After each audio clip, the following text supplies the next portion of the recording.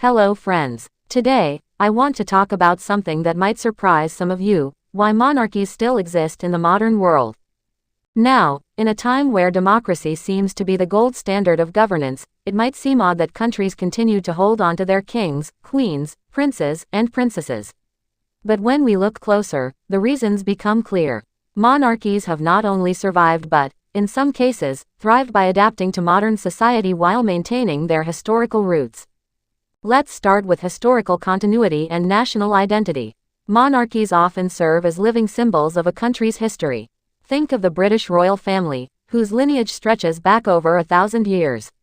They represent a connection to the past that no elected official could ever provide. For people in those countries, having a monarch can be a powerful reminder of shared history and cultural pride.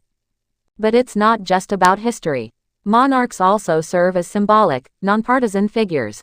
In constitutional monarchies like Sweden, Japan, or Denmark, kings and queens are often above the political fray. They're not fighting over policies or political control. Instead, they unify people, offering a stable presence in uncertain times. For example, Queen Margrethe of Denmark has long been a beloved figure, representing a sense of national togetherness. Now, let's talk about something that often gets overlooked: tourism and tradition. Monarchies bring in millions of tourists every year. Just think of the grandeur of British royal weddings or events like Trooping the Colour. These royal occasions generate significant revenue through tourism, merchandise, and global media attention. The economic impact is undeniable. Diplomacy is another significant role. Monarchs act as global ambassadors. Their state visits often reinforce diplomatic ties and strengthen international relationships. Queen Mary and King Frederick of Denmark, for instance, have engaged in numerous international visits, promoting Danish culture and economic interests while enhancing diplomatic relations. Then there's the concept of political stability. Monarchs can be a stabilizing force, particularly in constitutional monarchies. In Spain, King Juan Carlos I played a pivotal role in transitioning the country from dictatorship to democracy, even stepping in to prevent a military coup.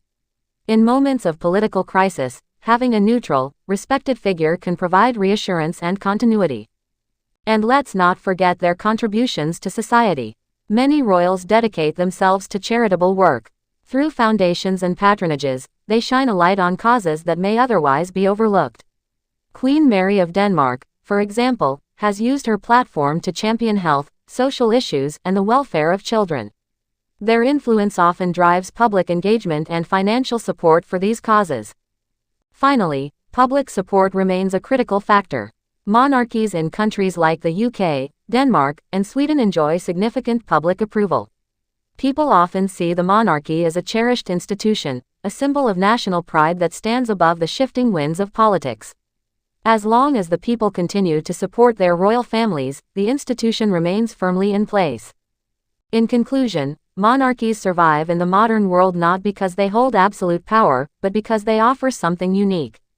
They provide continuity, tradition, and unity. They contribute to economies and diplomacy. They inspire charitable work and, in many cases, enjoy the loyalty of their people.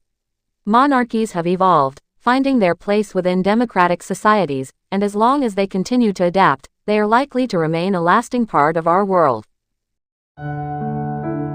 Thanks for watching. Please like, share and subscribe my channel.